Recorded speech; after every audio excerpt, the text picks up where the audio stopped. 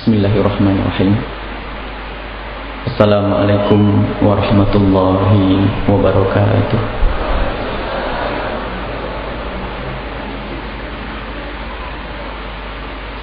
Alhamdulillah Al-Karimil Mun'im,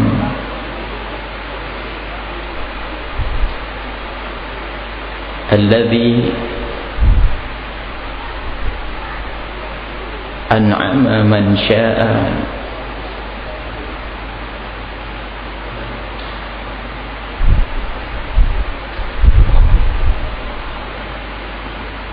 bizamilis salih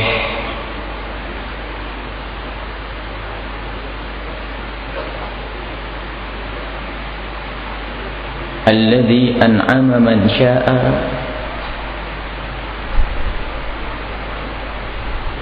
بالزميلة الصالحة الذي أنعم من شاء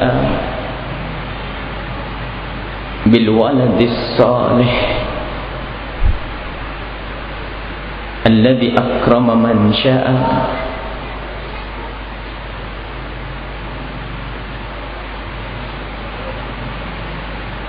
بالوالد الصالح والوالدة الصالحة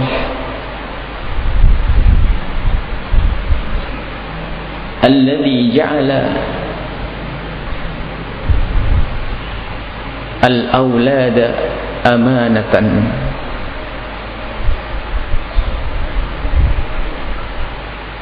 على عواتقهم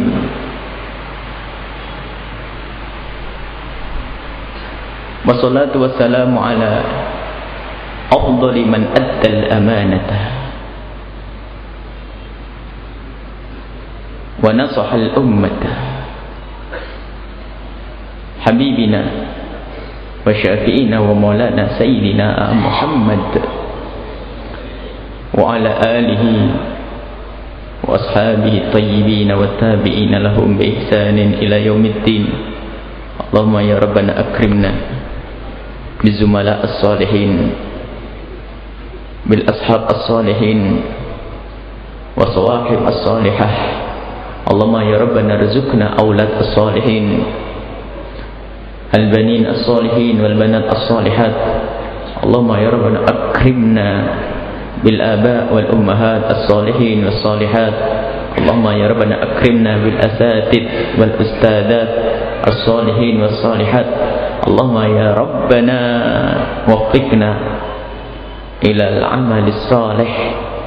اللهم يا ربنا أعنا على تربية أولادنا وعلى تربية من كان معنا في حياتنا من الأب والأم والابن والجيران.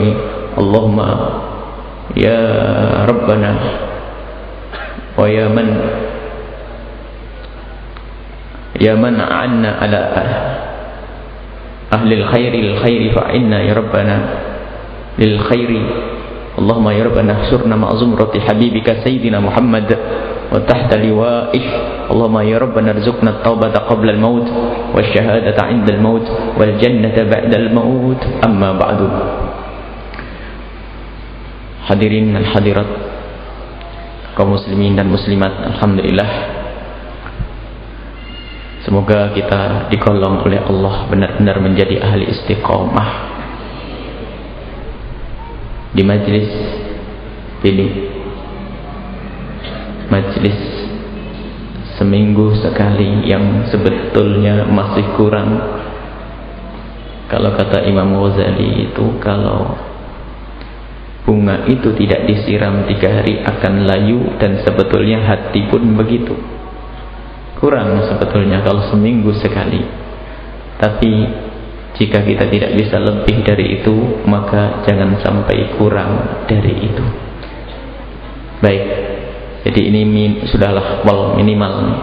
Kalau sudah masih bolong-bolong ya, seminggu datang seminggu tidak, banyak minta kepada Allah, ya Allah mudahkanlah kami ya Allah untuk menempuh jalan keridhaan-Mu dan tempatkan kami di dalam tempat yang Kau ridhoi. Terus minta mudahkanlah kami menghadiri majlis yang mulia ya Allah. Terus Allah akan membantu. Dan kita masih di dalam silsilah pendidikan anak. Kita sudah sampai kepada pendidikan anak di saat anak sudah mulai bisa diajak bicara. Masih ingat barangkali kita ulas, mendidik anak itu bukan di saat anak mulai dewasa, tapi ternyata mulai dari sebelum lahir. Di dalam masa pernikahan itu juga pendidikan masa depan anak, memilih pasangan yang benar dan sebagainya. Kemudian sampai di saat anak dalam kandungan, anak terlahir, kemudian di saat anak itu mulai bisa diajak bicara, ada pendidikan khusus kepada mereka dengan kita latih dengan hal-hal yang baik. Kemudian di saat anak sudah mulai berpikir, kemudian kita memilihkan sekolah, itu juga termasuk bagian dari pendidikan anak. Dan sekarang kita akan mendidik anak di saat anak kita sudah mulai punya atau di saat akil balik. Ini sebetulnya semakin berat. Mendidik anak di saat anak sudah mulai menjelang dewasa, masa pubertas. Karena tidak hanya sekedar anak itu punya kemauan seperti anak kecil yang belum diberi oleh Allah syahwat kecenderungan dengan lawan jenis, akan tapi saat ini ada kecenderungan dengan lawan jenis. Dan ini harus lebih hati-hati.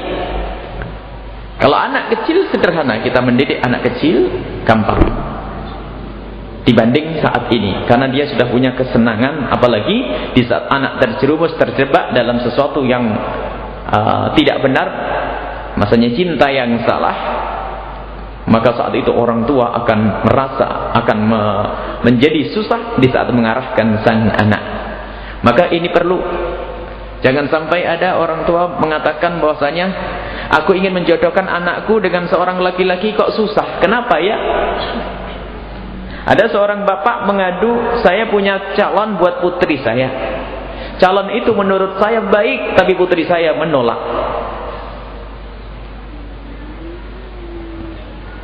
Jangan disalahkan sang putri. Bagaimana Anda dahulu memperkenalkan anak Anda terhadap calon pasangan? Bagaimana mengajari anak Anda di saat mereka mulai punya keinginan dengan lawan jenis? Bagaimana Anda mengarahkan putra-putri Anda di dalam hal yang satu ini? Mohon maaf, ini harus benar-benar luar biasa. Keinginan yang satu ini, masalah lawan jenis ini ada hubungannya dengan dosa-dosa sampai naudzubillah zina dan sebagainya. Dan ini berbeda dengan anak kita. Kalau minta es krim mungkin kita bisa belikan es yang lainnya, atau minta kue ini kita ganti dengan kue yang lainnya, mungkin. Tapi yang satu ini tidak. Ada hubungannya dengan hawa nafsu. Seorang anak ingin menuntaskan keinginannya yang satu ini yang tidak bisa digantikan dengan yang lainnya, kecuali dengan melampiaskan syahwatnya, dan ada dua pilihan halal haram. Kalau tidak kita arahkan dengan yang benar, maka terjadilah satu bencana besar kepada anak. Anak terjatuh kepada hinanya perzinaan. Masya Allah, di sini harus benar-benar kita mendidik anak. Di saat anak mulai dewasa, anak mulai ada kecenderungan dengan lawan jenis. Dulu pernah kita singgung, tolong ibu, bapak harus perhatian, cermat kepada anak. Tidak cukup menyerahkan anak kepada seorang guru, pesantren, madrasah, atau sekolahan. Tidak cukup, tapi di rumah ibu harus cermat, bapak harus cermat. Masih ingat kaidah bahwasanya paksalah putra-putri Anda dengan cara mereka tidak merasa terpaksa. Kecerdasan seorang tua di dalam mengarahkan. Dipaksa seorang anak untuk mengikuti keinginan orang tua, tapi dengan cara tidak terpaksa. Dibiasakan dari awal. Misalnya kalau ada orang pengen punya anak jadi dokter, jangan dibiarkan dari kecil dia senengnya olahraga atau apa, tak taunya setelah tamat SMA suruh masuk kedokteran. Berat. Kalau kita menginginkan anak kita jadi dokter, dari awal sudah kita sering beri buku-buku bacaan ilmu kedokteran, diberikan cerita tentang pentingnya membantu orang dengan ilmu kedokteran, pentingnya ilmu kesehatan di SMP, masuk SMA. Nah, di situ ada rasa rindu. Padahal itu maknanya orang tua memaksa agar anaknya mengambil yang satu ini, tapi dengan cara dia tidak terpaksa. Ini tidak pernah kita pikirkan. Ada anak mau mondok, Ada orang tua memondokkan anaknya, tapi dari kecil tidak pernah diajak berbincang-bincang tentang pondok. Giliran bandel di SMA kelas 2, langsung dikeluarkan masuk ke tempatnya sang kiai. Kiainya yang pusing. Kalau memang pengen dimasukkan ke pesantren, sama dengan masukkan ke kedokteran. Dari awal sudah dikenalkan bagaimana mau jadi apa anak kamu, menjadi orang yang soleh, orang bisa membimbing orang baik. Ini kenalkan kepada orang soleh, menghormati orang soleh, menghormati majelis, menghadiri majelis. Mulai kecil sampai umur 18 tahun tidak pernah kenal yang namanya majelis taklim. Setelah itu suruh mondok. Terpaksa anak itu, kita paksa tidak, berontak nanti, tidak enak dikekang di pondok kayak penjara segala macam. Tapi kalau dari awal sudah dirindukan kepada yang mulia, maka akan mulia. Termasuk anak dalam hal yang satu ini, urusan syahwat. Ibu harus pandai dan cermat. Manusia di dalam hal ini ada dua.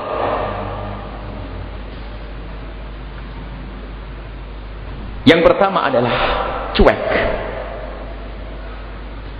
Cuek, jadi tidak pernah mencermati. Cuek di dalam mencermati anaknya, terserah mau apa, wajar itu kayaknya. Jangan dianggap itu adalah wajar. Wajar secara manusiawi, wajar secara pergantian masa, pubertas, masa pancaroba, wajar. Semua orang akan melalui itu, dari sisi itu wajar. Tetapi kita tidak boleh menganggap itu wajar yang tidak perlu kita cermati. Ini wajar yang harus cermati. Ini yang pertama, orang cuek. Ibu harus pandai dan cermat. Tolong, kalau putri Anda kok sudah rajin di depan cermin mencat jerawat, lama di cermin sisirannya bolak-balik. Hati-hati ibu, itu harus paham bahasanya anak kita saat itu sudah, ini contoh saja, anak kita sudah mulai senang dengan lawan jenis. Baik, lawan jenis ini tujuan, pasti mau tidak mau dia akan menuju ke situ. Bagaimana kita arahkan jalannya yang benar? Makanya kita berbicara dengan anak yang mulai akil balik tentang kriteria calon pasangan itu penting. Tidak apa-apa anak masih umur 12, 13 kalau dia mulai senang dengan pasangan. Saat ini para ibu harus pandai dan cerdas bicara. Nak, umurmu berapa nak? 12. Berarti kamu menikah kira-kira berapa tahun lagi nak? No, belum mak. Tidak, kamu nanti kan pasti menikah. Diam dia baru. Jadi nanti kalau kamu menikah nak ya, kamu harus cari orang yang pokoknya rajin sholat, yang pokoknya baik, sama mama baik, sama ibu punya baik, sama umi baik. Pokoknya diberi makna kriteria seperti yang diajarkan oleh Rasulullah Sallallahu Alaihi Wasallam. Itu terus ditanamkan di benak mereka. Harus tanggap kita dengan yang demikian ini. Kalau tidak dibiarkan dia di luar, di sekolah, dikirimi surat sama temannya, dikirimi SMS sama temannya, sehingga dia akan tergoda tiba-tiba mencintai orang yang orang tuanya tidak suka. Lah inilah yang menjadikan sebab kenapa kadang orang tua tidak menyetujui pernikahan sang anak, orang tuanya sendiri salah mendidik anak. Kalau orang tua benar mendidik anak tidak pernah menemukan problem. Tapi ini anaknya sudah punya kesukaan, kecintaan kepada orang yang sesuai dengan hawa nafsunya, bukan sesuai dengan kriterianya Rasulullah, bukan sesuai dengan syarat-syarat atau ketentuan-ketentuan yang sudah ditentukan oleh Rasulullah Sallallahu Alaihi Wasallam. Ambil agamanya dahulu. Boleh kau pilih yang cantik, boleh kau pilih yang tampan, boleh kau pilih yang kaya, boleh kau pilih yang bagaimana, tapi ingat agama nomor satu. Nah ini selalu kita tawarkan di anak-anak, kita hadirkan di benak sang anak-anak. Di saat anak mulai dewasa itu, kalau dia ketemu misalnya putri kita kok ketemu dengan laki-laki, laki-laki itu menggoda dia, nggak akan tergoda. Sholatnya nggak pernah, percuma. Sebelum dari jauh-jauh. Tapi kalau sudah terlanjur seneng, mohon maaf ini, kalau sudah terlanjur seneng bener-bener gula jawa rasa coklat tuh. Kalaupun dinasehati pertama sadar, dia kan tidak sholat nak, iya saya tahu ma. Apalagi dia kan begini, iya ma. Nah sudah iya. Ya sudah lah nak, kalau gitu kamu tidak usah dengan dia. Apa jawabnya? Ma, kan Allah Maha Kuasa, semuanya kan bisa berubah kan? Kan? Ini paling susah sudah kalimat semuanya. Allah kan pasti bisa merubah. Ini sebetulnya dia nuruti hawa nafsunya. Ini rata-rata kejadian kasus, bahkan kadang-kadang laki-laki itu benar-benar tidak pantas untuk menjadi pasangannya. Tapi karena dia sudah dikuasai oleh rasa cinta yang salah tadi, maka lihat orang tua pun repot. Lebih baik lari kadang-kadang, naudzubillah. Dan masih banyak orang tua tersiksa gara-gara dia salah mendidik. Jangan serta-merta disalahkan sang anak jika anak membangkang kepada Anda, tapi bagaimana Anda mendidik anak. Ada lagi gimana tidak pusing, anaknya itu kalau didatangi laki-laki malah ditinggal pergi. Kayak barang dagangan murahan tuh. Tidak boleh. Kita jadikan rumah kita rumah wibawa. Tidak boleh ada laki-laki datang ke rumah kita. Kalau kita punya anak perempuan. Kalau kita anak laki-laki, kita jadikan bagaimana teman-teman putrinya datang ke rumah kita itu mikir berkali-kali. Kita jadikan rumah kita rumah wibawa, keluarga kita keluarga wibawa. Dan ini bukan ruganya kiai saja, semua orang bisa membuat yang demikian ini. Harus ada undang-undangnya Rasulullah kita hidupkan di rumah kita. 3 orang yang tidak bisa masuk surga dan tidak akan mencium bau surga. Yang pertama, orang yang durhaka kepada orang tua. Yang kedua, ad-dayyus, orang yang tidak pernah punya cemburu kepada anak-anaknya. Punya anak perempuan didatangi oleh anak laki-laki karena dia punya mobil, barangkali anaknya kiai. Wah, kadang-kadang anaknya kiai itu. Malah ditinggal sama bapaknya. Bapaknya tuh di WC nggak keluar-keluar, tunggu rokok lama, memberi kesempatan anakku biar ngobrol sak bebas-bebasnya. Tunggu, neraka paling dalam, hina itu bapak. Insya Allah di sini tidak ada orang hina dan dungu seperti yang kami sebutkan. Baik semuanya, orang punya cemburu. Kadang-kadang disodor-sodor, kena itu loh pacarmu, ini musibah. Ada ibu-ibu yang menganggap anak itu kayak barang dagangan murah. Ketahuilah, anak Anda adalah lebih mulia daripada permata. Apakah Anda tidak pernah menghayal punya permata? Coba kalau Anda punya permata. Sebab tidak semuanya punya permata kan. Berhayallah Anda punya permata, harganya 500 juta. Di mana Anda menyimpannya? Di pinggir jalan? Tidak, Anda akan kunci di dalam peti. Petinya masuk ke lemari, lemarinya dikunci. Setelah itu taruh di kamar, kamarnya dikunci. Setelah itu pintu rumahnya dikunci, gerbangnya dikunci, Anda baru pergi. Titip sama pembantu, Bu, Mbok, kalau ada tamu sudah tidak usah dimasukin. Kan permata. Tapi kenapa anak kita jadi rendah dari permata? Siapa saja boleh keluar masuk seenak-enaknya. Kalau ada orang meletakkan permata yang harga 1 miliar ditaruh di pinggir jalan atau ditaruh di pagar, kira-kira orang apa itu? Gila, bener ya, itu yang ngomong dasar. Jadi kalau ada permata harga 1 miliar digantung di pinggir pagar, itu namanya gila. Apakah anak kita lebih rendah dari permata? Wahai para ibu, ini kadang tidak pernah kita pikirkan. Anaknya disodor-sodorkan pacaran. Itu musibah di akhir zaman. Dengan bahasa dikemas ta'aruf. Hebat. Kalau ta'aruf boleh, isinya sama. Sudahlah, jauhkan anak kita. Bagaimana? Mungkinkah kita menjauhkan anak kita dari pacaran? Mungkin dengan ketegasan Anda di dalam mendidik, tapi dengan cara yang bagus. Diarahkan kriteria. Kriteria ini penting, mahamkan kriteria. Nah, yang kau nikahi adalah semacam ini. Ini pendidikan yang paling berat di sini ini. Banyak orang lupa lalai. Nah, kalau Anda tidak pernah membuka omongan, Anda tidak usah ragu sebagai orang tua berbicara kepada anak tentang lawan jenisnya. Bukan disodorkan, berbicara. Nah, kalau kamu nanti mempunyai istri dengan anak laki-laki, kamu harus bisa mencari istri yang begini. Karena apa? Istrimu itu wakilmu.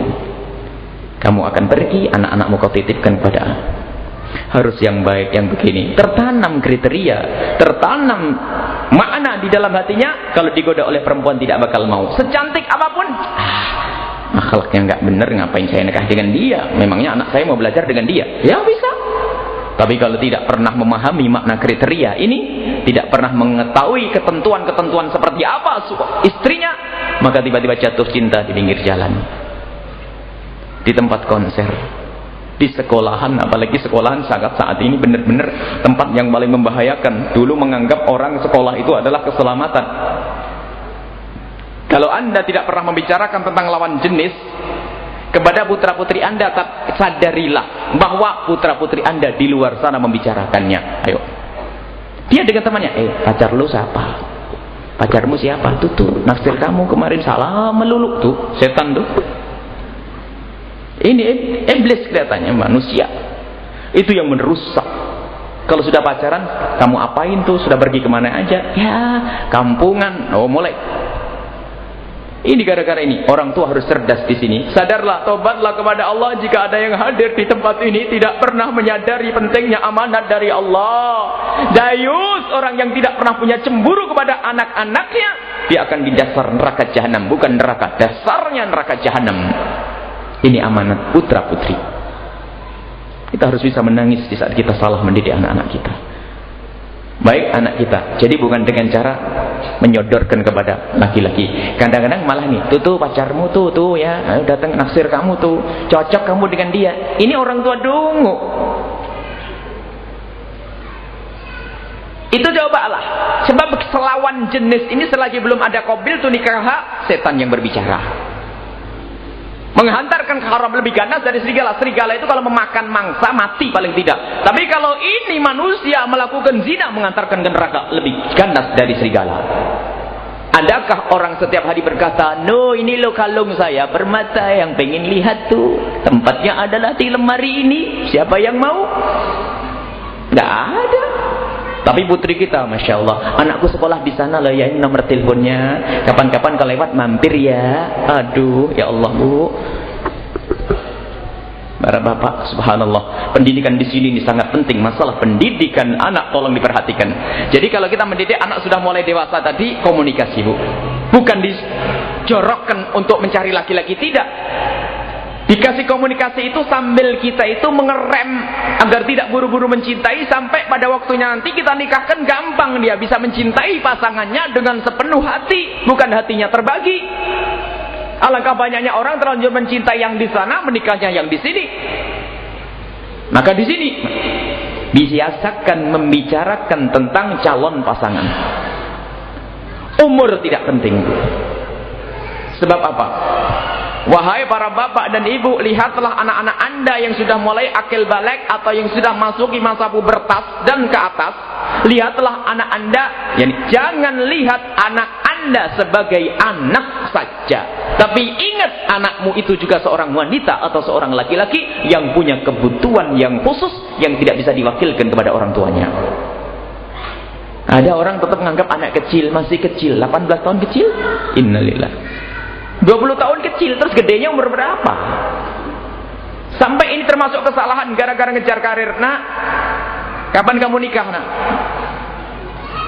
Ya kawan dia, kamu sekolah dulu nak ya. Kuliah. Tiba-tiba sang anak kok ngomong, Pak, Abah, kalau kuliah kayaknya berat, saya harus nikah dulu. Hah, apa? Nikah? Bikin malu saja. Itu anak-anak paman kamu semuanya sudah pada selesai sarjana S1, ada yang S2. Kamu baru tamat SMA mau nikah. Enggak, kuliah dulu. Baik. Malu setelah itu anak. Waktu ngomong mau menikah, orang tuanya tidak menyambut. Setelah malu, diam-diam. Sudah punya pacar, na'udzubillah. Dia pengen menyelesaikan kuliahnya, maka berhasillah dia menjadi sarjana ekonomi plus pezina. Allah. Jangan disalahkan sang anak orang tua menikah. Nah ini menghantarkan menikah. Kalau anda punya prinsip, saya pengen menikahnya anak saya setelah ini, mulai saat ini anda harus benar-benar menghantarkan mereka, bukan dibiarkan. Menghantarkan itu mengawal. Misalnya anda punya target minimal anakku menikah umur 22 atau 20 atau 25, boleh antarkan ke sana tapi selamat. Kalau tidak, nikahkan biar selamat. Dan caranya ya adalah diantaranya hadirkan makna pemahaman terhadap kriteria. Kalau sudah benar, tidak apa-apa. Kalau tidak, dia akan mundur sendiri. Sebab benar kalau sudah orang senang, itu hitam dibilang putih. Ya. Pokoknya semuanya baik. Tidak sholat dikatakan rajin sholat, sering bohong sama orang tuanya hanya untuk membela pasangannya. Dan alangkah banyaknya seorang anak durhaka yang luar biasa kepada pasangannya gara-gara cinta. Berdurhaka kepada orang tua, membela pasangannya gara-gara cinta. Ibunya yang merawat 20 tahun dilupakan gara-gara pasangannya yang dikenal 1 tahun. Banyak. Ngomong sama ibunya, dia mah baik, tapi mama tidak senang. Tapi baik, kalau tidak saya tidak mau, mending pergi. Lihat, kurang ajar dah. Baru kenal 6 bulan tuh. Ibunya yang merawat, mencebok, ini mulai kecil dilupakan gara-gara hawa nafsu, bukan cinta itu. Baik, ayo kita hantarkan anak kita. Pendidikan anak ini penting. Amanah dia mana azayut. Ibu yang jorok-jorokkan putrinya untuk pacaran, ketahuilah Bu, jangan menganggap anda punya sujud bisa menyelamatkan anda. Ngajinya berbulan-bulan, bertahun-tahun di sini akan hilang karena anda membiarkan, melalaikan amanat Allah Subhanahu Wa Taala. Allah. Wahai para bapak, jika anda menghantarkan putri anda ke tempat sekolah itu lebih bagus daripada anda sholat dan iktikaf di dalam masjid ini. Orang menganggap ibadah itu hanya sholat, sujud, rukuk. Anaknya pergi kemana dibiarkan. Kadang-kadang dititipkan sama temennya tuh. Sudah bareng aja tuh lumayan. Bareng saja sana nggak apa-apa, nggak apa-apa. Sehari nggak apa-apa. 2 kali bagaimana nggak apa-apa. 3 kali obrolan bermacam-macam. Ada anak perempuannya dititipkan anak teman laki-lakinya. Dan banyak hitung-hitung nggak bayar angkot. Subhanallah. Anak kita senilai uang 2.000 untuk ganti ongkos angkot. Anda tinggalkan sholat sunat duha. Kalau memang tidak bisa, ya padahal masih bisa, lebih baik ngantarkan anak. Muliakan anak putri Anda. Dimuliakan ini. Kadang orang lalai, pengennya pokoknya anakku pengen soleh, doanya pengen soleha. Tapi subhanallah, tidak pernah peduli tentang anaknya secara sesungguhnya. Jadi ibu pertama diajak komunikasi. Gak apa-apa bu, Anda dengan anak kecil diajak komunikasi. Mulai akil balik, diajak memahami makna kriteria. Lah kemudian nanti kalau sudah mulai kok dia ada pelanggaran, kok sudah terlanjur senang, ini ada cara lagi. Tidak langsung, gak boleh keluar rumah, gak boleh sekolah. Rontak dia. Harus lebih lembut Anda menangani mereka. Jangan sampai pacarnya terlihat santun, Anda terlihat serem kayak Dracula. Anda salah di saat Anda menemukan putri Anda sudah mulai melanggar, sudah kena panah asmara, maka saat itu Anda harus lebih hebat, lembut, lebih indah di rumah. Sampai dia tuh mau melanggar, Anda tidak berani. Kadang-kadang orang tua tidak kuat, kadang-kadang dengar pengajian langsung ditempeleng, dimusuhi di ini. Oh, bapakku jahat. Tatanya pacar, bukan pacar itu. Ya, kalau pacar, ya setan yang menggodanya itu ya. Itunya lebih lembut, nggak apa-apa. Insya Allah saya akan lindungi kamu. Tak khawatir. Oh, malah jauh dari orang tuanya. Dia orang tuanya membentak orang tua. Jadi kalau tiba-tiba kita mempunyai anak-anak kita yang sudah terjerumus di dalam cinta yang haram ini, mencintai sebelum pernikahan, maka ketahuilah kita menariknya harus dengan cara yang halus. Ibaratnya panah aku sudah nancep, kalau ditarik, kalau tidak bisa lepas balik tambah tajam, tambah dalam itu nanti. Susah. Ini kita harus perhatikan pendidikan anak sampai di sini ini penting, luar biasa. Banyak terjadi anak berzinaan. Kita menemukan problem orang anaknya zina, anaknya ini, bahkan ada orang, masya Allah, luar biasa, keteledoran orang tua di dalam mendidik anak.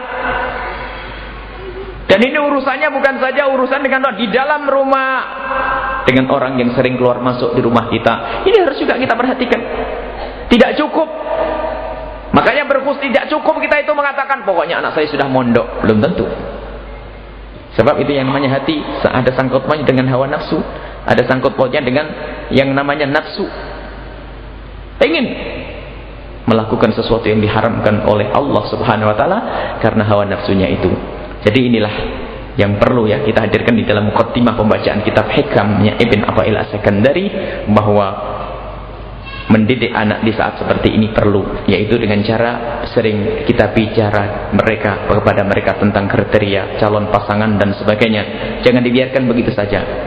Pendidikan seks perlu di saat ini, tapi bukan pendidikan seks ala orang-orang yang tidak kenal Allah. Pendidikan seks kepada anak-anak tidak harus melihat film kotor, tidak. Diberikan makna hubungan persenggamaan suami istri itu adalah tujuannya untuk punya anak yang soleh. Tahu tujuannya nggak akan zina. Masa ada orang melakukan zina niat pengen punya anak soleh? Nggak ada itu. Anak yang soleh, anak yang bisa mengabdi kepadamu, anak yang diridhai oleh Allah. Nah, itu saja sudah paham. Nggak mungkin dia melakukan perzinaan. Karena kalau melakukan zina akan punya anak tidak akan soleh itu nanti. Ngeri. Maka di sini perlu hati-hati mendidik anak di saat mereka punya hawa nafsu ini. Lain dengan anak yang sebelumnya. Di sini bisa berontak. Dan kemudian di samping kita berbicara tentang kriteria kriteria tentang syarat ya, kalau dalam Islam Nabi Muhammad menyebutkan tungkahul mar'atu li arba'in. Menikahi tungkahul mar', seorang wanita dinikahi karena 4 hal. 1, karena kecantikannya. 2, karena hartana. 5, wali hasabiyah. 1, watak, karakter dan sifat. Yang keempat adalah agamanya. Pertama adalah kecantikan. Memang biasanya orang kagum dengan ini yang pertama. Makanya oleh Rasulullah disebut yang pertama ini termasuk cerdasnya takbirnya ungkapan Rasulullah. Orang tuh kalau menikah biasanya yang pertama dilihat apa? Gantengnya dulu atau cantiknya dulu sebelum melihat mengintip rekeningnya. Sawahnya ada berapa bau atau berapa ini. Biasanya kelihatan cantiknya dulu. Baru setelah itu rumahnya gede atau kecil. Setelah itu perusahaannya apa? Ini wajar orang melihat di sini. Baru setelah itu, baru ini ke tingkatan yang ketiga, orangnya gimana, sabar atau enggak sabar. Nah ini hasabiha. Urusan agama ini biasa ditinggal, makanya ada Rasul sengaja ditaruh di belakang. Urusan agama nanti. Tapi oleh Rasul dibalik, fatfar bidzatid dini taribat yadak. Ini urusan agama. Ini orang tua tanggung jawab, benar, agama dahulukan, agama didahulukan. Maka inilah harus kita memberikan pengarahan kepada anak di saat anak menjelang dewasa. Dan ini pembahasannya sebetulnya pembahasan yang panjang. Ini sudah kita cukupkan dalam salah satu pengajian kita, membina keharmonisan, memilih pasangan. Di dalam memilih pasangan ini caranya seperti apa. Nah, jadi mendidik anak seperti itu penting. Biasakan berbicara, Bu. Jangan biarkan. Jadi jadikan anak kita itu terbuka dengan orang tua. Dia bisa ngomong, "Ma, aku kok seneng kepada orang itu." Biarkan, tanggapi. Dia itu karena manusia normal. Makanya tiba-tiba ngomong, "Ma, kalau saya ketemu laki-laki itu kok berdebar-debar hatiku, Ma." Dipegang tangannya. Karena Dedek atau Teteh wanita sempurna, wanita benar. Pasti dengan laki-laki itu senang. Tapi Dedek harus pikir bahwasanya laki-laki yang boleh menyentuhmu adalah hanya suamimu. Laki-laki yang bisa menyentuhmu hanya orang yang halal. Dan suamimu adalah orang yang harus begini. Digoda mundur, tidak getar lagi nanti.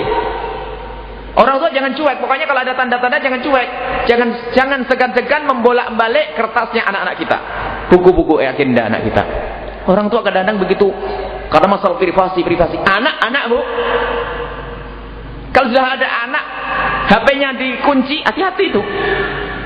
Mau apa Anda membelikan HP? Termasuk, mohon maaf, kita sebenarnya pengen langsung mengatakan, hati-hati dengan anak HP itu adalah baridus syaitan. Pak posnya setan itu adalah HP. Cuman barangkali sebagian orang berat. Tapi ingat, alasannya untuk komunikasi dengan orang tuanya. Orang tuanya dapat SMS sehari 2 kali, tak taunya yang 15 tidak tahu dengan siapa. Orang tuanya nomor nanti. Lah ini SMS, surat menyurat dan sebagainya, Masya Allah. Ini yang harus kita perhatikan, bahwa mendidik anak kita harus cermat, perhatian, peduli, ngerti, tanggap orang tua. Jangan biarkan, jangan cuek. Buka bukunya, agendanya apa. Kalau ada agenda yang mencurigakan, jangan langsung congok. "Nak, kamu begini, Nak." Tidak, Bu, cukup Anda paham. Barangkali ada kalimat anak putri kita menyebut seorang laki-laki, "Engkau sungguh begini, kok buat syair-syair seperti itu, kok puisi-puisinya aneh." Ya maklumlah, karena tidak pernah hadir di majelis, jadi puisinya bukan sanjungan ke Rasulullah ya, puisinya kayak ini. Ibu paham, nggak usah dipergoki, nanti berontak dia, Bu. Tutup lagi, Ibu besok bicara yang halus, Nak. Nah, tanggap. Pokoknya kalau nanti kamu punya pasangan, Nak, ya yang begini, yang suami yang anu, terus diajak mengenal, tapi bukan disodorkan kepada orang.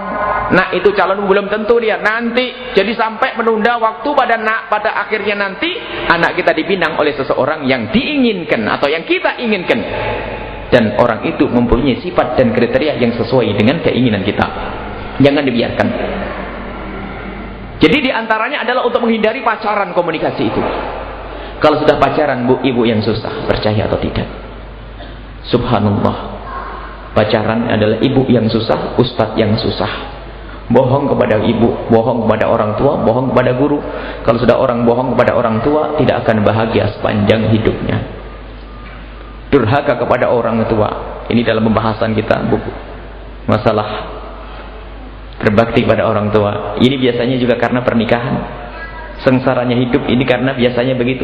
Orang tua tidak akan bahagia, tidak akan bahagia orang yang merajut rumah tangga dengan durhaka ke orang tua. Kalau tidak segera tobat. Mungkin di antara kita ada yang dulu berontak karena ikut pergaulan yang gak benar, lalu gimana saat ini? Ayo mengabdi yang benar kepada orang tua.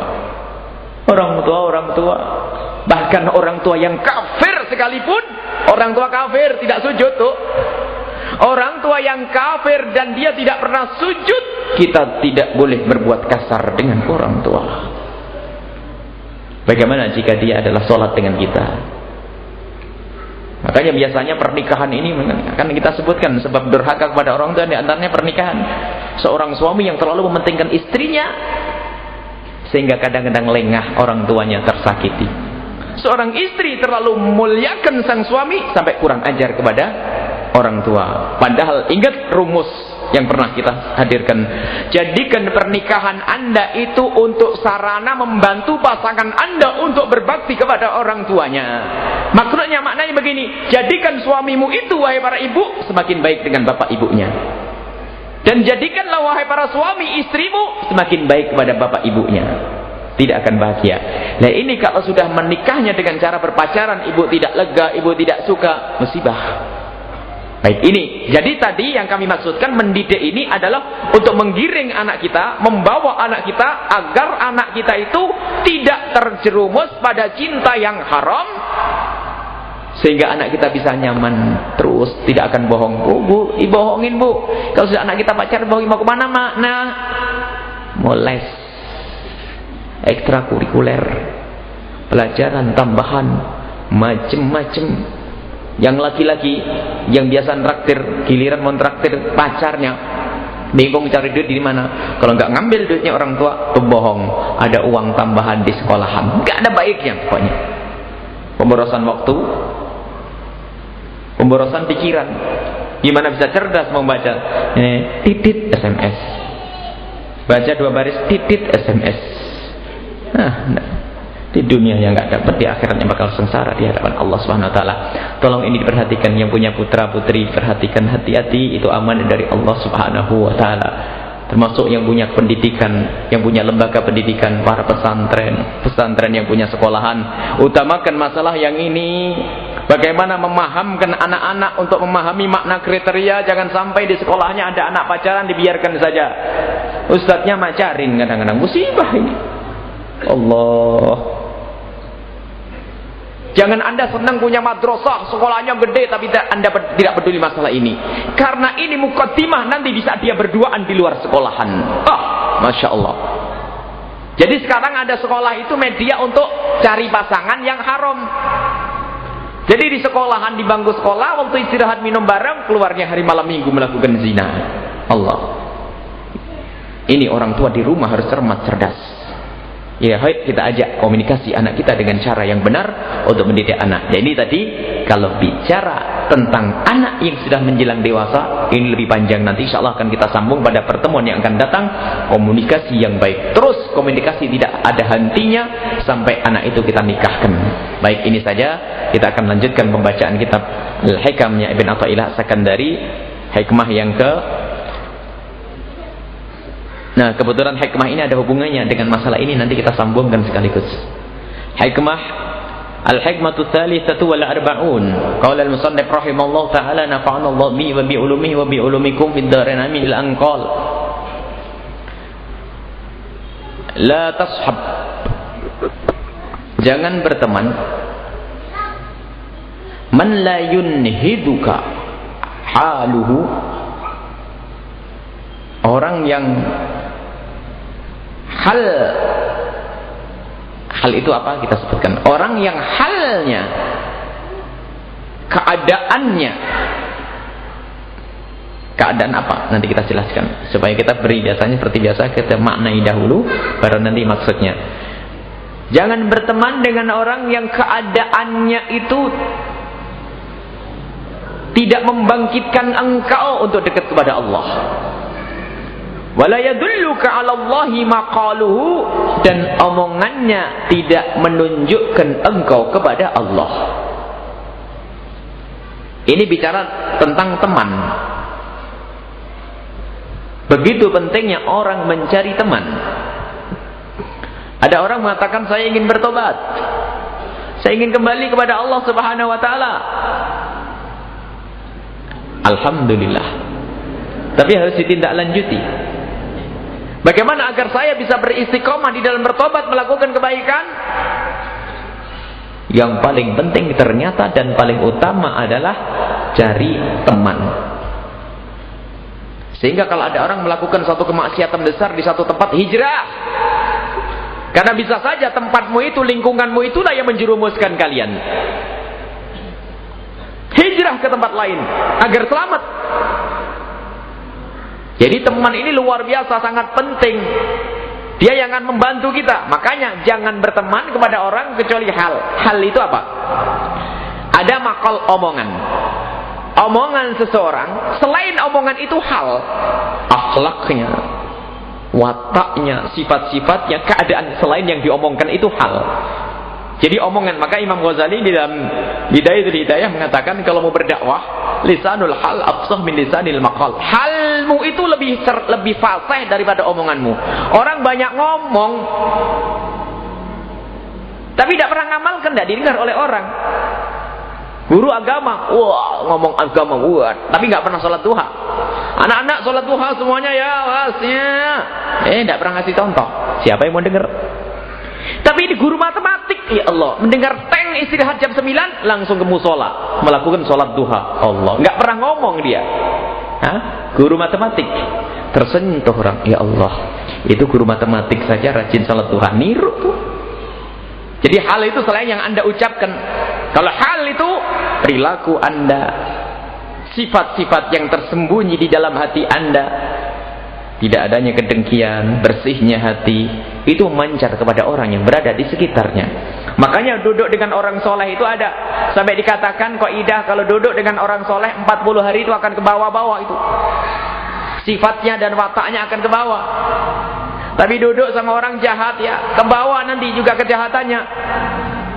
Jadi lingkungan ini sangat menentukan. Makanya jangan sampai engkau berteman dengan orang yang tidak bisa mendekatkan kalian kepada Allah Subhanahu wa taala. Dosa juga begitu. Gara-gara teman, guyonan. Mula-mula si rajin sholat, jamaah atau ibadah, zikir, puasa, kata temannya, sekali-kali dong. Ayo. Kadang-kadang ngeremehkan. Kita kan jarang bertemu, kalau sholat mas tiap hari ada kan. Cobalah pikirkan, masa saya datang kamu sibuk-sibuk. Mulai ke bawah, pelan-pelan, sedikit demi sedikit. Ini teman. Jadi teman ini sangat punya pengaruh besar, merusak kalau dia tidak baik. Kalau baik, mempengaruhi. Dan pengaruhnya itu ada pengaruh zahir, pengaruh batin. Ini janji Rasulullah menyebutkan dalam banyak riwayat bahwasanya ada orang mukmin itu ada nur di dalam hatinya yang bisa mempengaruhi di sekitarnya itu. Jadi kalau duduk sama orang soleh nanti akan mendapatkan nur cahayanya orang mukmin ini. Bahkan disebutkan juga malaikat-malaikat akan membawa rahmat kepadanya dan kepada orang yang berada di sekitarnya. Begitu juga kalau orang itu fajir, nggak sholat di rumah kita, menjadi panas rumah kita. Nggak pernah puasa, na'udzubillah, pezina, ngerikan, mengerikan. Wattaqu fitnatan. Allah Subhanahu wa taala menyebut wattaqu fitnatan, takutlah kalian kepada fitnah, kemaksiatan, kezaliman. La tusibanal ladzina dzalamu minkum khassatan, yang tidak akan menimpa kepada orang yang melakukan saja. Kalau di rumah kita ada orang yang tidak sholat, hati-hati. Kalau ketimpa musibah bukan dia saja, siapa yang bersama dengannya, siapa yang menemaninya. Maka rugi kalau Anda berteman dengan orang yang tidak baik. Ini membahayakan berteman dengan orang yang tidak baik. Tapi kalau kita berteman dengan orang yang baik, subhanallah, kita mula-mula malas sholat, diajak sholat, kita salah diingatkan. Penting Anda memilih pasangan, jangan hanya yang penting senang. Oh tidak, keselamatan kita di akhirat harus kita utamakan. Duduk dengan siapa, berteman dengan siapa, kerja dengan siapa, ini semua ada maknanya untuk mencari keselamatan di hadapan Allah Subhanahu wa taala. Kalau sudah tidak peduli dengan siapa ia berteman, maka masuk musibah. At-tabi'ah itu tasrikut tabi'ah. Tabi'ah, mata karakter itu nyuri. Orang ngentekin syariah. Guyonan tentang syariat Nabi Muhammad, ya ikut-ikut guyonan. Ngentengin sholat, ngentengin. Nah itulah akhirnya menjadi kayak budaya. Dulu tuh lihat, laki-laki dengan perempuan di bangku sekolah tuh jajar itu sudah ditepui tangan, sudah lari, malu tuh ya. Waktu di bangku sekolah di SD zaman dulu itu kan laki-laki sendiri, perempuan sendiri, itu hanya jajar tok ditepuk itu sudah malu. Tapi sekarang anak-anak kecil SD kelas 6 sudah gonceng-goncengan itu. Lah itu dilihat oleh orang di sampingnya, niru. Lah itu karena pertemanan yang salah. Jadi kita harus mencari teman yang baik. Lah teman itu ada yang teman memang kita tidak bisa memilih, oleh Allah diberi seperti itu. Ada teman yang kita punya kadar atau kesempatan untuk bisa memilih. Teman yang tidak bisa kita untuk memilih adalah orang tua. Maka di sini kita punya tanggung jawab besar ya. Orang tua kan tidak bisa memilih ya. Ya sudah, kita dilahirkan oleh orang tua. Maka di sini ada kaidahnya sendiri. Tadi kita sebutin, kita singgung kaidah dengan orang tua seperti apa. Apapun bentuknya, orang tua itu sebelum Anda berbuat baik, beliau sudah berjuang untuk Anda. Ini harus kita pahami. Makanya luar biasa. Ini doa gitu. Mungkin bisa dilihat di sini, durhaka ke orang tua ngeri. Ada teman yang kita punya, diberi oleh Allah kesempatan untuk memilih dengan akal kita. Bertetangga. Tetangga kan bisa milih ya, di mana Anda akan tinggal, rumah mana yang harus Anda beli. Anda bisa memilih. Di antaranya tadi yang kita sebut pasangan. Memang benar Allah yang menentukan tuh jodohmu, tuh suamimu, tuh istrimu. Tapi di sini Allah juga memberikan kesempatan kita untuk memilih. Bahasa manusia, kesempatan pada hakikatnya tidak ada di situ. Cuman Allah memberikan kepada kita, yaitu istilahnya ikhtiar. Allah menghendaki kita untuk memilih, dan sesuai dengan pilih kita itulah kehendak Allah. Dan Allah berkehendak kita memilih. Bukan berarti Allah bisa kita lawan. Oh tidak. Jadi dengan akal Allah berikan kepada kita, akal kita dengan akal kita, kemudian kita bisa melihat, lalu dengan hati kita, lalu kita berkeinginan memilih. Itu manhajnya ahli sunnah wal jamaah asy'ariyah dengan istilah kasab. Allah menghendaki, engkau berkehendak. Lah, dengan kehendak yang Allah kehendaki, Allah menghendaki Anda berkehendak, lalu Anda menginginkan. Lah inilah, gunakan dengan akal untuk milih. Milih istri yang seperti ini. Milih istri yang semacam ini. Milih suami yang semacam ini. Ini adalah memilih. Jangan salah pilih. Pokoknya masih selamat kalau belum ada hawa nafsu. Kalau sudah ada hawa nafsu, susah. Kadang kita bicara dengan adik-adik, ini adik-adik yang masih single, masih, ini adik-adik putra, jujur, akal sehat. Nah, ini dijawab langsung, diangkat suaranya. Anda seorang wanita, di hadapan Anda ada dua calon laki-laki yang mau melamar Anda. Ganteng-ganteng, sama-sama ganteng dan ganteng, dua-duanya ganteng, pinter-pinter. Allah, rankingnya tuh satu sampai bingung sekolahnya itu. Kaya-kaya. Waktu dicek kebetulan rekeningnya bapaknya 2 miliar, anaknya sama 1 miliar. Nah, jadi sama, pokoknya kaya-kaya, kayanya sama, gantengnya sama, pinternya sama. Cuman bedanya, yang satu itu bahasa kita playboy, seneng pacaran sana sini, atau pernah pacaran lah. Kemudian kalau ngelihat perempuan tuh jelalatan. Tapi yang kedua, masya Allah, dia menjaga. Kalau ngelihat perempuan, kalau masalah sholat, ahli sholat semuanya. Cuman bedanya di sini. Coba pilih mana, adik putri? Yang kedua. Nah, ini akal sehat. Yang kedua, ini adik-adik putra kami, tahu ya, orang ganteng tuh ya. Jadi karena itu sama, ini ada adik putra kami, adik-adik yang masih bujang-bujang ini, ada 2 putri cantik-cantik tuh. Kalau jadi ratu kecantikan sudah bisa itu, duanya cantik-cantik, kaya-kaya, pinter-pinter. Tapi yang pertama itu kalau melihat laki-laki, SMS-annya tidak dinti tuh. Kalau melihat laki-laki, masya Allah, jelalatan. Laki-laki, Tapi yang satu, masya Allah, wanita ini, kalau melihat laki-laki, kalau ngomong pun selalu membuang wajahnya ke bumi, matanya ke tanah, tidak melihat langsung, menatap laki-laki, berusaha untuk tidak berduaan dengan laki-laki, menjaga, masya Allah. Ayo pilih mana, jujur. Kedua tuh, lihat, pilih yang kedua. Makanya jadilah seperti itu, perempuan yang matanya menjaga, yang ini. Lah itu teman yang perlu kita ambil tuh nanti. Nah ini cara memilih itu seperti itu, sederhana. Tapi kalau sudah dicampuri hawa nafsu, lihat, biarpun sama orang tuanya dikasih yang lebih bagus, tetap mengatakan aku lebih senang dengan dia. Benar kata orang, dunia seluas daun kelor. Susah, kasihan betul tuh manusia sejagat, pilihannya hanya dia saja. Dia kalau tidak dengan dia nggak mau. Kalau tidak dia nih. Ini adalah kedunguan orang-orang yang punya cinta yang haram. Baik, teman ini begitu pentingnya memilih teman. Teman itu Masya Allah menentukan. Teman ahli sholat luar biasa. Teman yang baik menyelamatkan. Menikah pasangan itu adalah teman yang luar biasa. Jangan sampai Anda salah pilih teman. Adik-adik putri kami yang masih belum menikah, adik putra kami yang belum menikah, ingat itu. Karena kalau Anda menikah dengan seorang wanita, wahai adik-adik laki kami, putra kami, Anda akan memilih wakil di rumah Anda. Anda akan pergi ke tempat yang jauh, siapa yang ngurusi anak-anak Anda?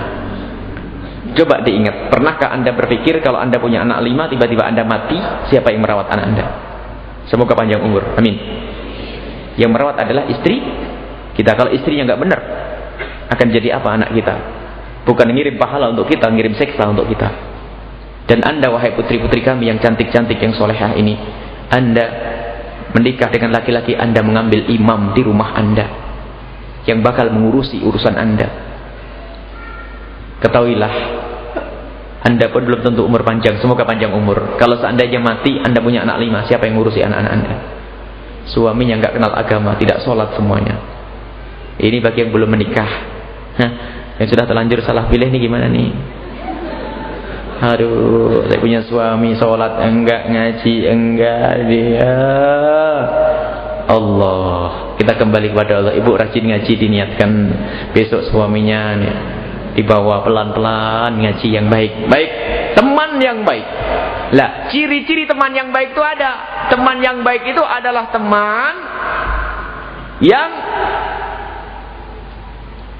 di saat Anda salah mudah mengingatkan Anda. Anda rugi para bapak, Anda rugi wahai adik-adikku kalau punya istri nggak pernah mengingatkan Anda.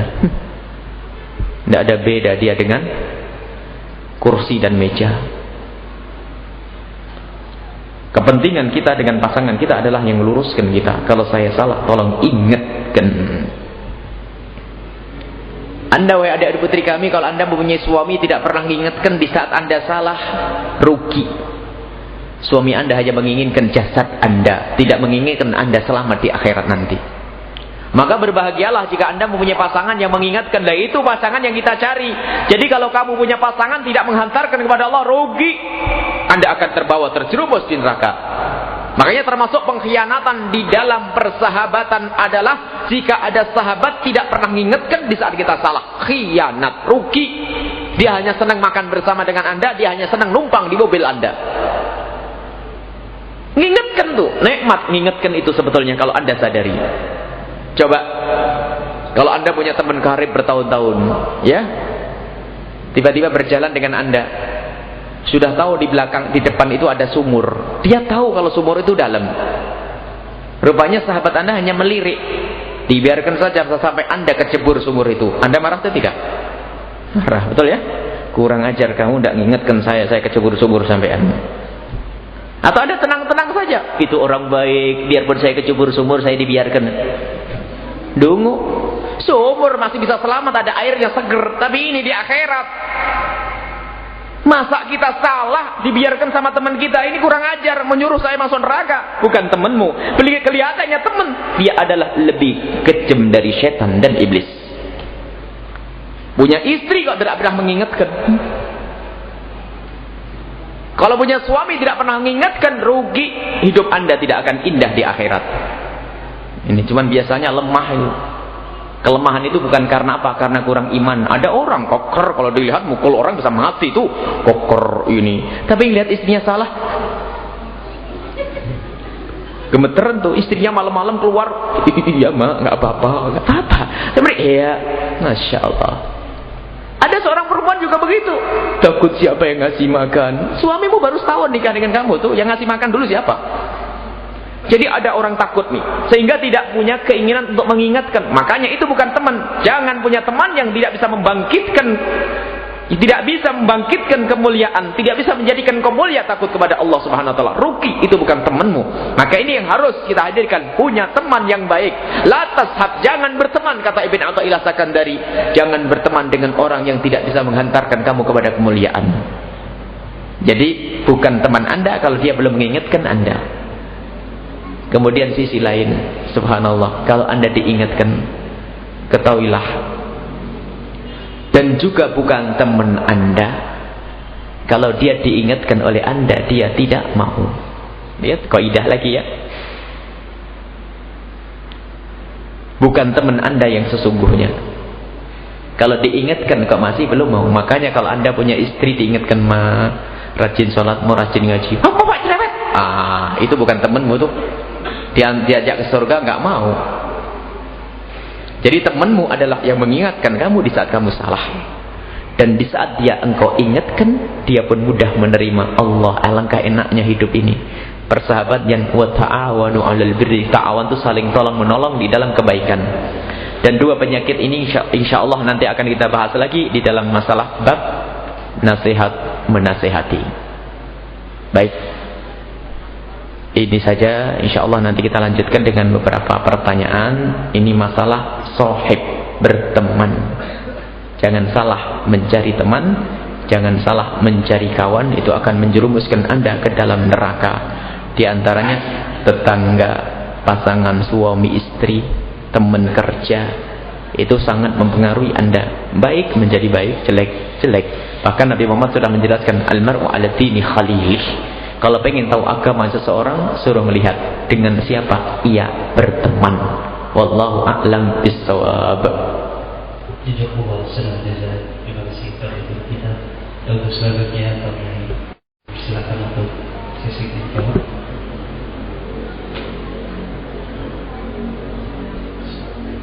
Assalamualaikum warahmatullahi wabarakatuh. Waalaikumsalam warahmatullahi wabarakatuh. Nama dari Firman, alamatnya dari Kesambi. Buya mau tanya, apa hukumnya apabila ada seorang akhwat, sebut saja remaja putri atau remaja putra, yang tiba-tiba ketika kenal, kalau mau perhatian ini lewat SMS mengingatkan, misal jangan lupa salat duha ya, atau jangan lupa saat tahajudnya atau lain sebagainya. Lalu yang kedua, karena saya remaja masjid raya takwa, bagaimana caranya agar remaja masjid bisa menjaga hijab antara ikhwan dan akhwat? Sebagai contoh, misalnya ketika rapat pulang itu selalu sore atau malam, dan mungkin terpaksa atau darurat ada akhwat yang rumahnya jauh, maka diantar oleh bukan mahramnya atau ikhwannya. Dan bagaimana dengan tukang ojek gitu. Kan itu bukan mahram gitu. Mohon penjelasannya. Terima kasih. Assalamualaikum warahmatullahi wabarakatuh. Assalamualaikum warahmatullahi wabarakatuh. Assalamualaikum warahmatullahi wabarakatuh. Waalaikumsalam warahmatullahi wabarakatuh. Ya, dalam berteman kadang-kadang memang sulit dihindari teman-teman kita yang kadang-kadang berkarakter. Tapi suatu saat justru saya di nasihat ini, kita harus memberikan hadiah pada mereka, karena mereka itu secara kita langsung ditakdirkan untuk menempa kesabaran kita, kesabaran kita, ketangguhan kita. Bahkan kita bisa berhati-hati karena dengan bersinggungan dengan mereka. Apakah nasihat itu bisa dibenarkan? Karena kalau temannya baik semua, mungkin kita juga bisa terlena gitu. Tapi justru mereka itu yang menempa kita. Terima kasih. Assalamualaikum warahmatullahi wabarakatuh. Assalamualaikum warahmatullahi wabarakatuh. Terima kasih.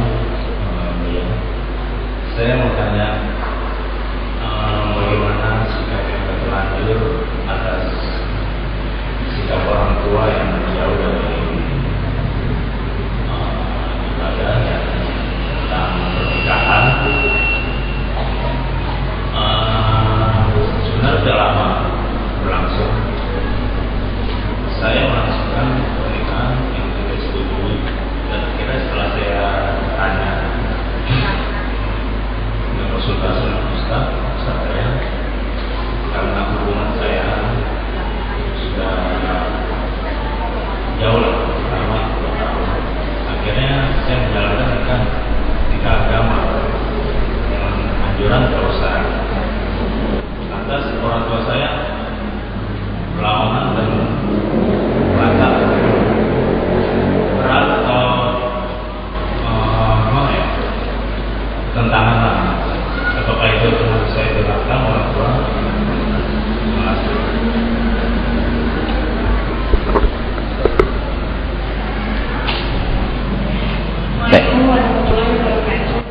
warahmatullahi wabarakatuh. Ini menanggapi dari pertanyaan yang sebelumnya, jadi saya mau bertanya bagaimana di Buya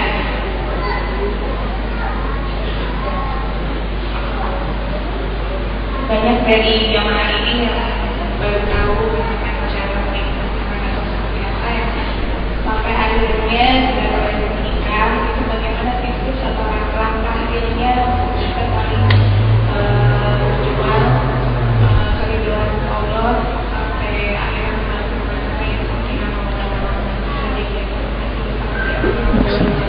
Assalamualaikum warahmatullahi wabarakatuh. Mungkin satu aja Ibu, tidak adil memang ya, 3 sama 1. Tapi panjang nanti, lambat nih nanti. Ibu mah enggak ada sangkut pautnya pertanyaannya, enggak bisa digabungkan. Satu lagi Bu, tidak apa-apa, yang sudah terang gua angkat tangan, selesai habis ini. Mundur sedikit nanti jadwalnya. Tapi tidak usah khawatir Bu, ada lanjutannya nanti. Ini belum selesai masalah mendidik anak di usia remaja ini, karena berat sekali masalah ini. Mangga, silahkan Ibu. Assalamualaikum warahmatullahi wabarakatuh. Waalaikumsalam warahmatullahi wabarakatuh. Buya, saya ingin menanyakan bagaimana hukum nasabnya seorang bayi perempuan yang lahir di luar pernikahan. Apakah nasabnya kepada laki-laki yang menjinani atau bagaimana? Baik. Terima kasih. Bismillahirrahmanirrahim. Yang pertama adalah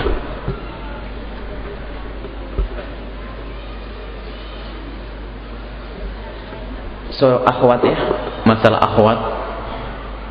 Orang yang punya kenalan yaitu teman-teman putrinya, di saat berkenalan mungkin karena sering bertemu, kemudian ada perhatian, lalu perhatian itu diwujudkan dalam bentuk memberi nasihat, kirim SMS bangun malam, sholat, tahajud, ngirim hadis dan sebagainya.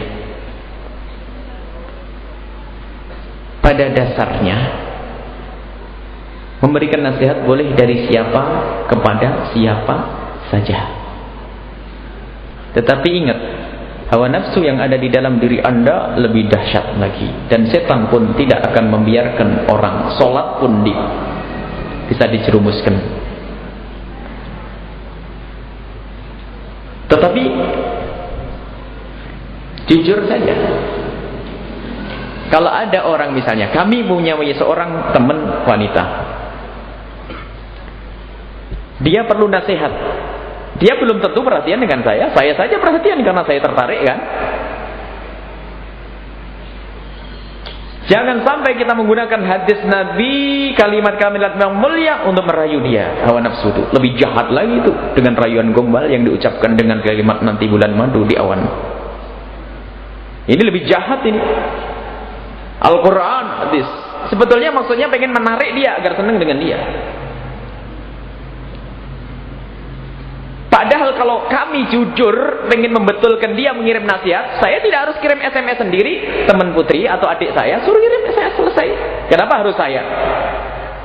Allah asalnya ini perlu harus, belum tentu. Awas, setan lebih dahsyat itu. Jadi SMS saat ini membangunkan malam dan sebagainya untuk lawan jenis lebih baik dihindari, tidak ada perlunya.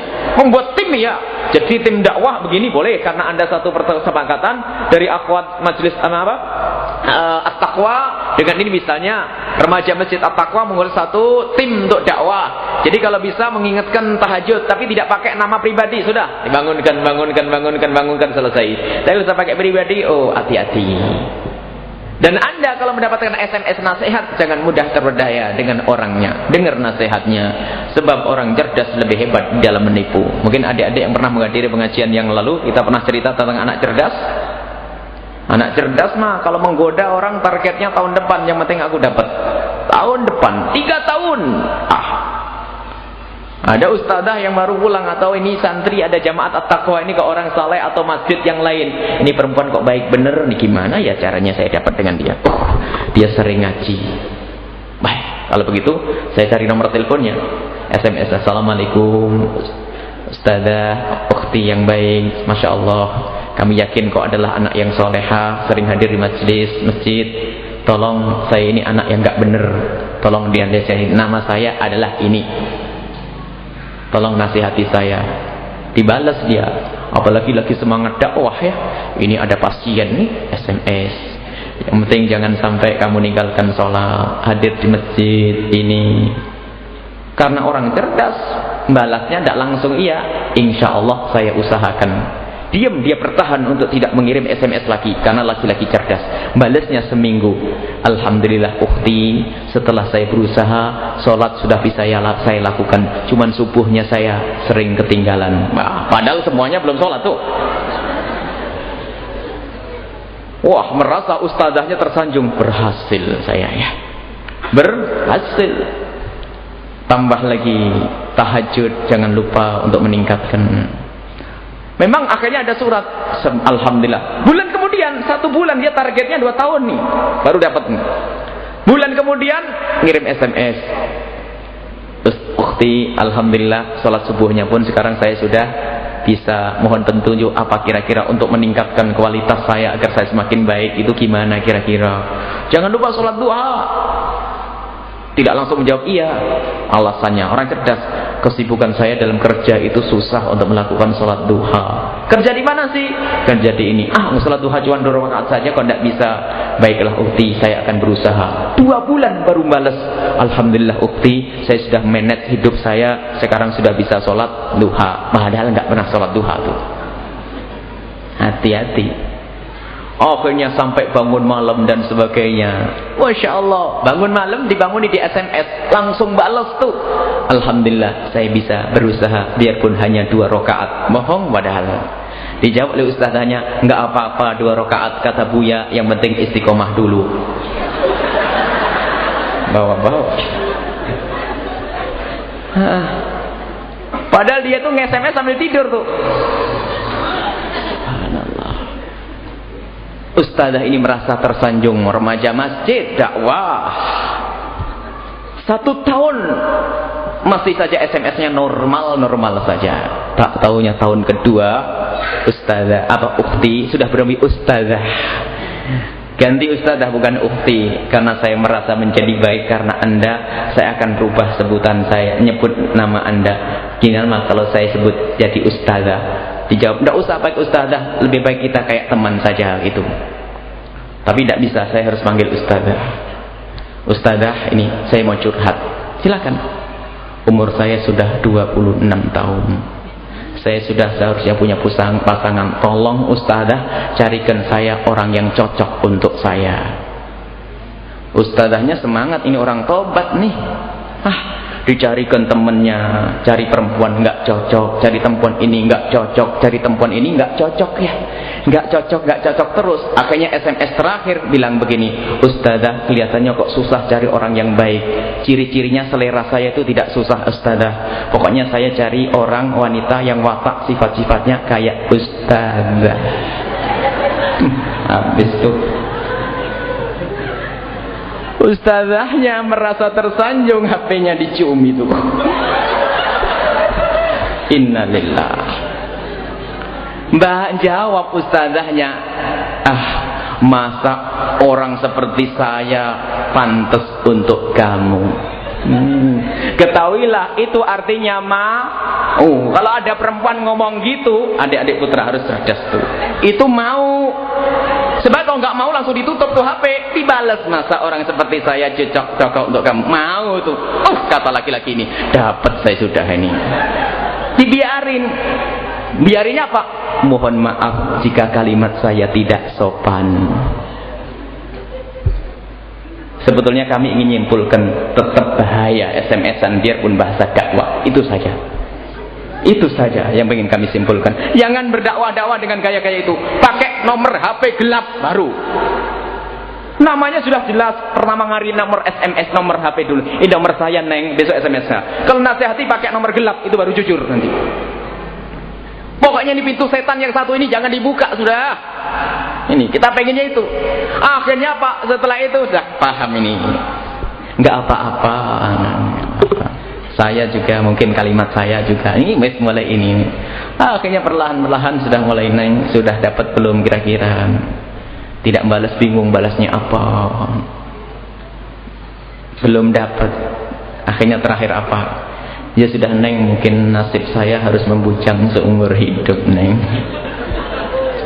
Ya jangan, Rasulullah melarang tuh, sunnah Nabi harus nikah. Ya, mulai ini akhirnya apa?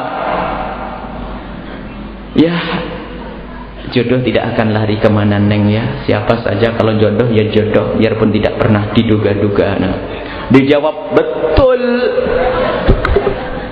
Sudah mulai nyambung nih, dah mulai connect nih, perlahan tuh sampai wah SMS mulai nyambung, pengen ketemu. Jangan, kita bukan mahram haram, jadi bukan mahram nggak boleh. Nggak apa-apa, saya akan datang ke rumah keluarga dan sebagainya. Jangan, saya nggak enak. Ya sudah, saya pengen lihat kok sebentar saja. Pelan boleh, pokoknya itulah intinya. Sudah, kita tidak akan panjang cerita khayal ini. Pokoknya SMS masih bahaya karena ini masalah pendidikan anak. Ibu, hati-hati dengan HP yang ada di putra-putri Anda. Pendidikan anak usia balik ini, HP harus diperhatikan. Setan bisa berbisik melalui HP, biarpun dengan bahasa dakwah. Bangunkan tahajud, dia sendiri belum tentu tahajud. Bangun kan enak di remote, pokoknya bunyi kirim saya, ditulis dulu sebelum tidur. Nanti kalau jam 3 peker bunyi tak kirim, selesai. Allah. Jadi itu. Kemudian jadi tetap bahaya ya, enggak usah SMS. Dan saya SMS tanya, besok kerjanya jam berapa, ini selesai. Dan enggak usah guyon-guyonan yang macam-macam kalau laki perempuan, karena ada magnetnya di sini tuh. Biasa saja, Neng punten saya mau tanya, besok rapatnya jam berapa, selesai. Makasih, syukron, selesai. Makasih yang baik, yang bahaya itu, sudah tambahan-tambahan itu. Sudah. Cerdas insyaallah putra-putri kami ini. Ibunya lebih cerdas, harus tahu sikap-sikap yang ini. Hati-hati. Kemudian pertanyaan berikutnya adalah masalah hijabnya. Subhanallah. Darurat itu apa? Kalau tidak kita ambil mati. Ada orang nggak ngojek mati? Hah? Ada orang nggak ngojek mati? Paling banter nanti akhafud dararain. Ada dua berbahaya, mana yang ringan. Nah kalau kita masih ada jalan yang amat, tidak usah kita ngojek berduaan misalnya ini. Karena itu membahayakan, subhanallah, kita tidak tahu setan menggodanya seperti apa. Tapi kalau misalnya dalam sebuah rapat, diantisipasi dong. Jangan sampai rapat malam hari. Atau yang menjadikan putri-putri itu, adik-adik putri kita, ukhti kita, akhwat kita ini adalah kebingungan di saat hendak pulang. Kalau bisa memang harus sudah komunikasi, dijemput akhwat ini. Tapi kalau sudah jadikan kebiasaan, setan itu masya Allah, guru ngaji pun hati-hati. Guru ngaji kalau sudah mengentengkan berduaan, kholwah haram. Guru ngaji ini ada setannya yang cantik, diajari ngaji paling belakang, ngajinya di fase-fasein panjang, giliran terakhir mau dianterin pulang. Awas, hati-hati. Sebab ini ada kejadian ini memang betul, dilarang oleh Rasulullah, dilarang berduaan biarpun untuk mengajar Al-Quran. Kurang apa lagi? Kurang jelas seperti apa? Setannya ini, biarpun untuk ngurusi masjid, jangan usah. Mending rapatnya ditunda, akhwat, dengar sajalah. Kalau rapat ditunda, kayak waktu 24 jam gak ada siang hari, kenapa harus malam? Kalau termasuk harus malam, sudah kita rencanakan gimana? Mungkin ada mobil pengantar yang terhormat. Saya mau mobil pengantar, nggak boleh berduaan. Misalnya ada ketiga atau keempat yang ini yang menjadi teman ini. Dan bolehkah kita mengantarkan putri kita, ukhti kita, teman perempuan kita yang tidak punya, yang harus pulang kemalaman? Jawabnya adalah, yang pertama, jika itu bukan kebiasaan, boleh ya. Jika itu bukan kebiasaan. Kedua, jika kita tidak antarkan akan lebih berbahaya.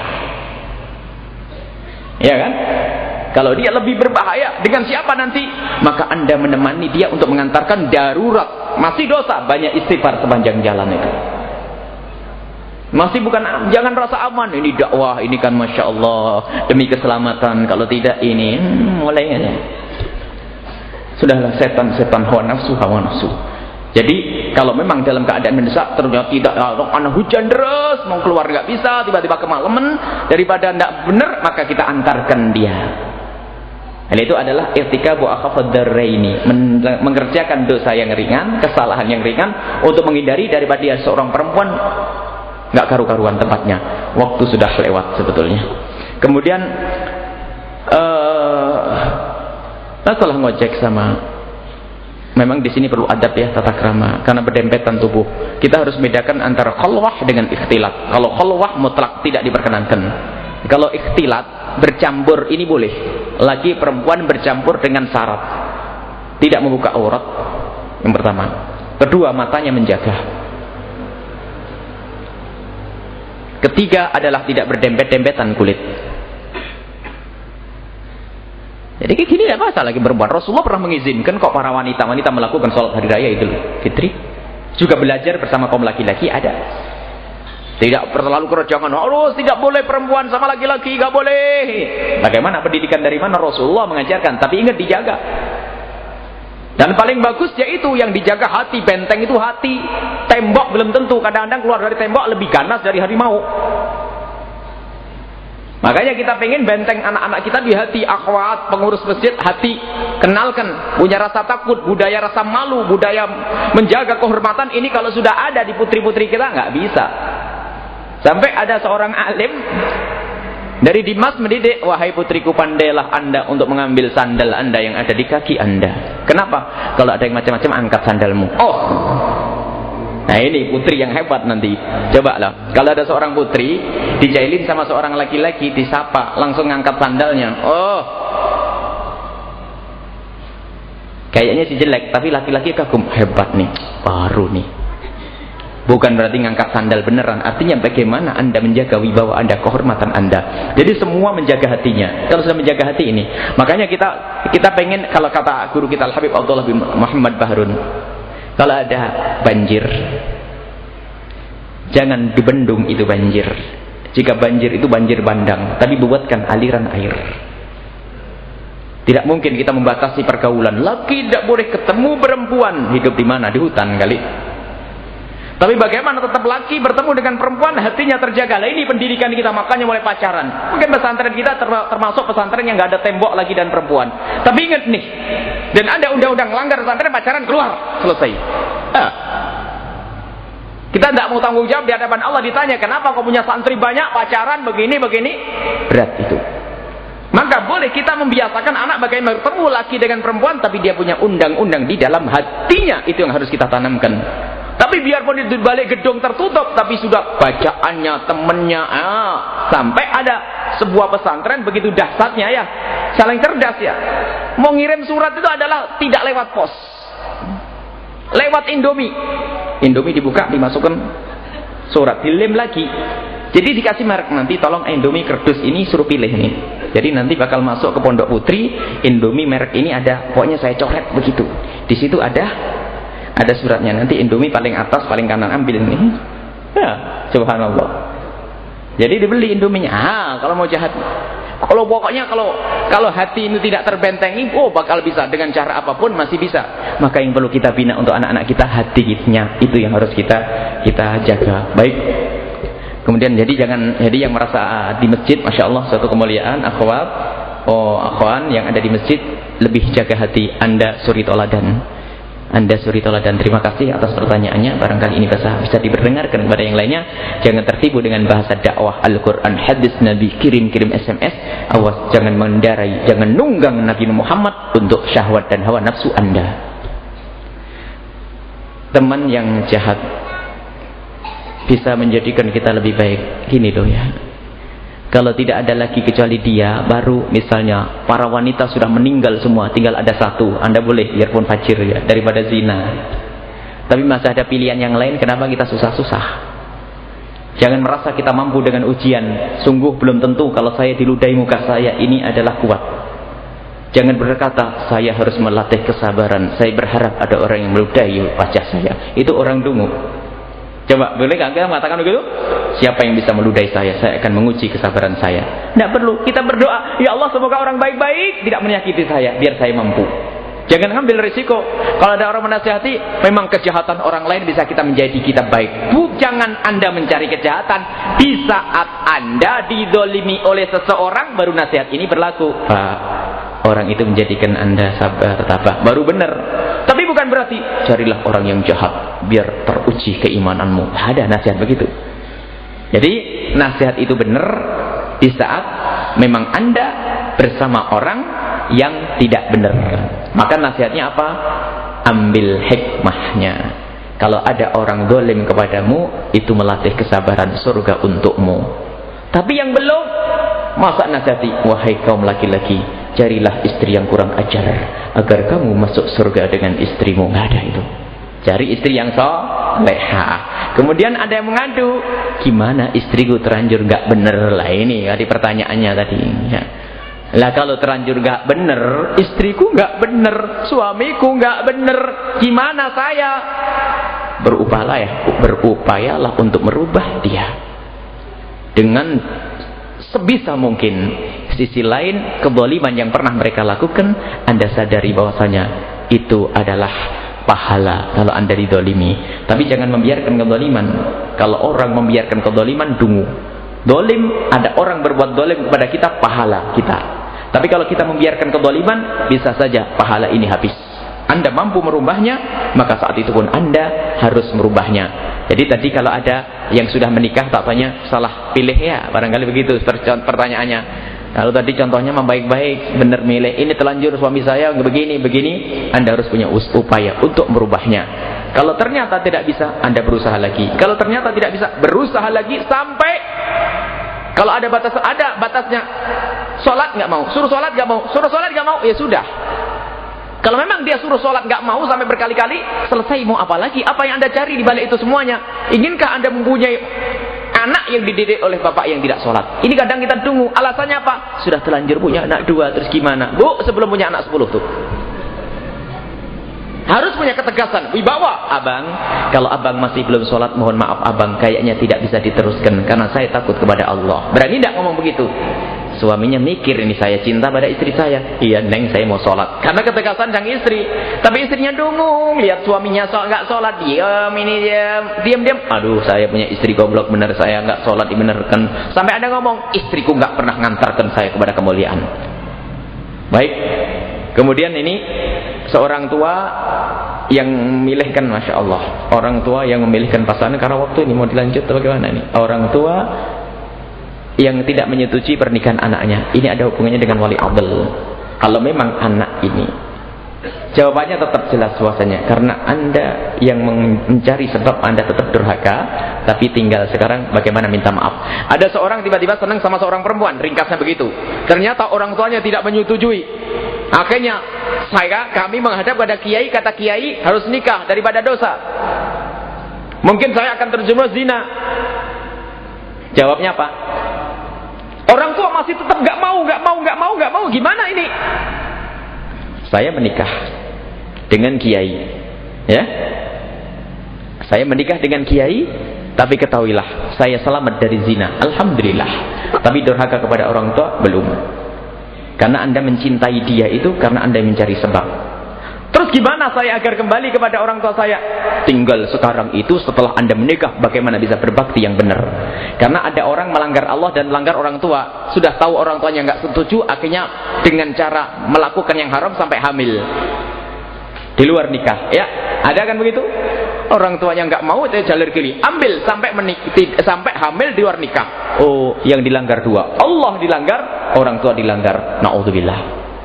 Maka dari itu adik-adik jangan sampai terjerumus di dalam pacaran menjadikan orang tua itu bertentangan dengan keinginan kita. Tapi tadi pertanyaannya, saya sudah telanjur misalnya saya sudah melakukan seperti ini atas petunjuk kiai, bagaimana? Tetap harus Anda sadari, Anda memaksa menikah dengan dia karena Anda sendiri sudah terlanjur mencintai, dan sebab cinta pernah Anda ambil, maka Anda yang menjadikan sebab melanggar orang tua. Jadi Anda punya bagian durhaka kepada orang tua. Tinggal sekarang mumpung ini orang tua masih ada, ayo kembali kepada orang tua. Jangan disakitin lagi, jangan di sini nih.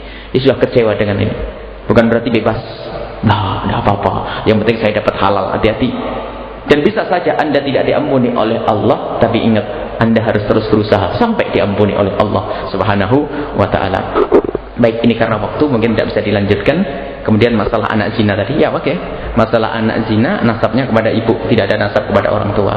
Ada orang hamil luar ini nasabnya kepada ibu. Tapi ingat, ada pembahasan. Kalau ada anak zina, ibunya melahirkan dia tanpa bapak, tugasnya masyarakatnya menutup dia. Ingat, ini adalah ilmu yang lain yang tidak pernah kita yang harus dihadirkan. Kalau ada seorang hamil di luar nikah harus ditolong. Ini nanti pendidikan yang terakhir yang akan kita bahas, insyaallah itu ikuti terus. Bagaimana kita mendidik anak kita di saat mereka melanggar ini. Jadi bukan saja di anak mau sekolah, di saat anak melanggar ada pendidikan. Kadang anak hamil di luar nikah, naudzubillah. Memang itu tidak kita inginkan, tapi sudah terjadi. Gimana kita mendidiknya? Kadang ada orang tua mungkin karena tidak punya ilmu, mungkin anaknya malah dinikahkan dengan orang itu atau diusir. Lihat, semuanya tidak baik. Diusir jadi pezina di luar. Dinikahkan dengan orang itu, dia penjahat, fajir, pezina. Mau apa? Ini ada ilmunya insyaallah pada pertemuan yang akan datang. Bismillahirrahmanirrahim. Alhamdulillahirabbil alamin. Allahumma shalli ala sayyidina Muhammad wa ala sayyidina Muhammad. Allahumma akrimna ya Rabb. Allah muliakan ya Allah kami, ya Allah, dengan anak-anak kami. Muliakan kami dengan orang tua kami, ya Allah. Maka jadikan kami anak-anak yang bisa berbakti kepada orang tua kami, dan jadikan kami orang tua yang bisa mendidik anak-anak kami, ya Allah. Ya Allah, ya Allah. Jadikan kami anak-anak yang bisa benar-benar berbakti kepada orang tua kami, dan jadikan kami orang tua yang benar-benar bisa mendidik anak-anak kami, sehingga kami dan orang tua kami dan anak kami adalah menjadi ahli surgamu, ya Allah. Ya Allah, zaman ini Allah pengaruh yang tidak baik, ya Allah, berada di sekitar kami, di tempat kami. Sungguh berat kami mendidik anak-anak kami. Tapi kami yakini anak-anak kami adalah amanat. Anak-anak kami nikmat darimu, akan tapi sekaligus itu amanat, ya Allah. Kami harus mendidik mereka, ya Allah. Kami harus menuntut mereka, ya Allah. Akan tetapi kami sadari, ya Allah, kami tidak akan mampu mendidik anak kami dengan benar kecuali Engkau yang memberikan pertolongan kepada kami.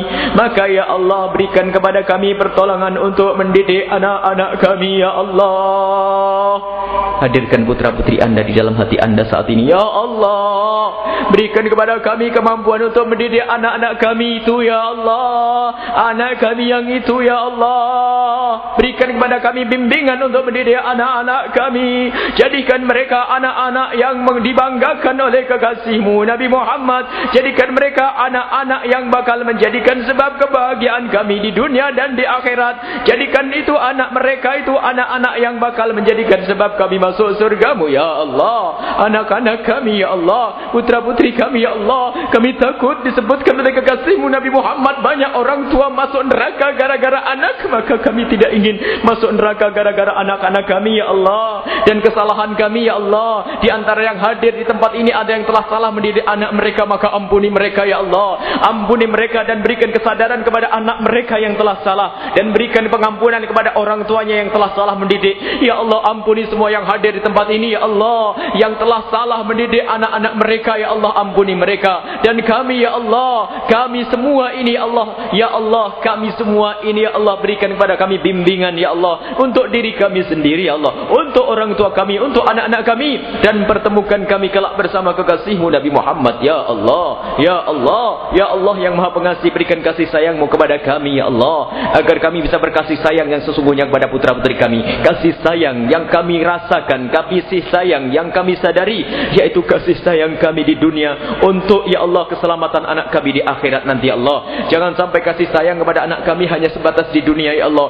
Ya Allah, senantiasa ingatkan kami akan keselamatan anak kami di akhirat, ya Allah, sehingga kami tidak akan membiarkan anak kami melakukan kesalahan. Ingatkan kami, ya Allah. Kami sering lalai dan lupa, ya Allah. Kami sering tertipu bahasanya kebahagiaan anak kami seolah-olah hanya di dunia. Kami sering lupa untuk akhirat mereka, dan kami pun jarang mendidik untuk akhirat mereka, padahal kehidupan mereka di akhirat lebih panjang, ya Allah. Di dunia hanya 60, 70, 80, 100 tahun, ya Allah, tapi kami sering lalai dan lupa, ya Allah. Maka berikan kepada kami, peringatkan kami agar kami sadar terus, ya Allah, bahasanya kehidupan anak kami adalah nanti di akhirat, sehingga kami bisa benar-benar terus berjuang untuk mendidik anak kami, menjauhkan mereka dari malapetaka dan bencana, ya Allah.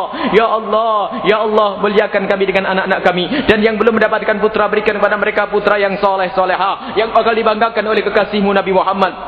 Dan jauhkan anak-anak kami dari zina yang hina dan hinakan yang saat ini Banyak terjadi perzinahan di anak-anak sekolah, ya Allah. Jauhkan mereka dari zina, ya Allah, yang hina dan kau hinakan. Mungkin ada di antara kami dan anak-anak kami ada yang terpeleset dalam zina, ya Allah. Kami mohon berikan kepada mereka kesadaran dan tutup aib mereka di dunia dan di akhirat. Dan ampuni mereka, ya Allah. Ampuni mereka, ya Allah. Dan ampuni kami semua, ya Allah. Ya Allah, mudahkan urusan kami, ya Allah. Segala urusan kami dan lapangkan rezeki kami. Jika ada yang sakit, sembuhkan. Jika ada yang punya hutang, mudahkanlah kami dalam membayar hutang-hutang kami, ya Allah. Ya Allah, panjangkan umur kami dalam ketaatan serta sehat wal afiat. Dan di saat Engkau hendak mencabut nyawa kami, kelak cabutlah nyawa kami di saat, ya Allah, kami kau ridhoi, orang tua kami kau ridhoi, anak-anak kami kau ridhoi. Cabutlah nyawa kami dalam keadaan husnul khatimah, mati dalam keadaan iman, ya Allah. Iman, ya Allah. Iman. Rabbana atina fid dunya hasanah wa fil akhirati hasanah wa qina adzabannar. Wa sallallahu ala sayyidina Muhammadin wa ala alihi wa sahbihi wasallam. Walhamdulillahi rabbil alamin. Al-Fatihah.